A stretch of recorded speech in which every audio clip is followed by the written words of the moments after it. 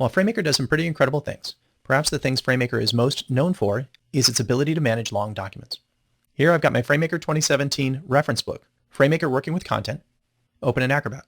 Not surprisingly, I created this entire book in FrameMaker, and as a result, it comes with some pretty outstanding navigational features. My bookmarks were generated automatically from FrameMaker.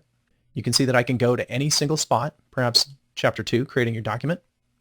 And inside of there, I have another mini TOC, which would allow me to go to any one section within that book. Opening, saving, closing, and printing documents takes me directly to that page. On this page, we have a number of great features. First, you can see that the graphic is over against the side. This was done automatically using an object style. I also have automatic numbering and a character tag that make this appear to be a custom formatted sentence or phrase right here. Automatically applied bullets, warning notes and cautions of a couple of different sizes, a continuation of this sequence right here, probably a heading 2 right here, another numbered list, menu commands, a heading 1, and another list. Fortunately, with FrameMaker, I have definitions for every piece of formatting that you've seen on this page, and also a master page which allows me to automatically put in a running header and footer and keep track of the page number. Not surprisingly, the table of contents is automatically generated, as is the index. Switching over to FrameMaker, you can see that I've got my production book open. However, I've started updating it for the FrameMaker 2019 version, so the title's slightly different. Looking at the same navigational features, if I look at the table of contents, there's my generated table of contents. Looking at my word processing doc, we can see the mini TOC is right here. It's up to date, formatted, and accurate. If I wanted to use the table of contents to navigate as I did inside the PDF, I can go to that TOC. I can choose a section. We'll go into Chapter 2, creating your first document, and I'll hold my Control-Alt keys down to navigate directly to that chapter. Back in the TOC, if I wanted a section within Chapter 2, I simply have to identify that section, perhaps setting up a new document, Control-Alt-click, and it jumps me right to that page within my FrameMaker document.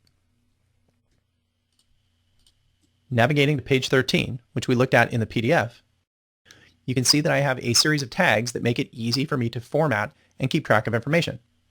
In this case, the click a paper size paragraph is being formatted with an ordered list. The custom text is using an unordered list, but this phrase also has a bold character tag applied to it. This paragraph is formatted with a tip that changes the font, the ruling above and below, and also uses an icon as a prefix or an auto number. This note likewise has the same rules, but a different prefix or auto number to give a different icon. These characters happen to represent tabs, in case you were wondering. This graphic was placed in an anchored frame, so it flows with the document. It's also got an object style assigned to it so that it runs into paragraph on the right-hand side and takes up less room. This jumps along with the content, and you can see when I select the entire paragraph that the anchor associated with this graphic is selected at the same time. Moving lower on the page, this is a heading 1 paragraph. This style, because it's been applied here, can then later be used within my TOC, and we see we've got that section right here. Applying formats to your content is a really big deal.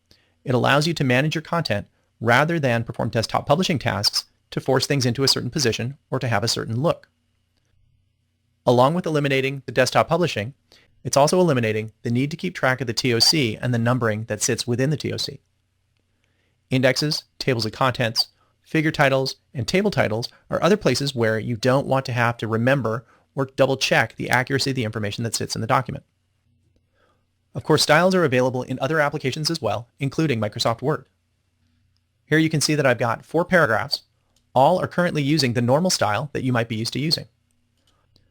But instead of formatting this text with the options available here, I could choose to apply a heading 1, which would set all of the properties at once based upon its styles. I could do the same thing with heading 2 to get a different definition of formatting based upon what's going on inside of my document. My normal paragraph right here is already using the normal paragraph style, so that's fine. But the phrase normal plus usually refers to text which has inline or ad hoc formatting applied to it. If I were to choose a B and an I to make it bold and italic, then the style I would get here is a modified version of normal and thus not conforming to the definition of a normal paragraph tag. Switching back to FrameMaker, the last thing I want to mention is that this book which has many, many documents associated with it, also has a chapter template. I use this chapter template to manage all of the formatting and all of the properties of all of the files that are part of my book. If I open up the chapter template, you can see that there's really not much content in this document at all. This document stores the definitions of the formatting, not necessarily examples of the formatting. One page that's particularly interesting is this one. Here I have a definition of my TOC. I also have a series of those tips, or what I call warning notes and cautions. This is a series of paragraphs that are similarly defined, and I put them here just so that I can manage them and I can add new ones down here. Looking at this paragraph, you can see that it is a tip, and if I use my paragraph catalog to assign a body paragraph to it, you can see that the content is really just that T-tip text. If I want to get that formatting back, I can go over to the paragraph catalog.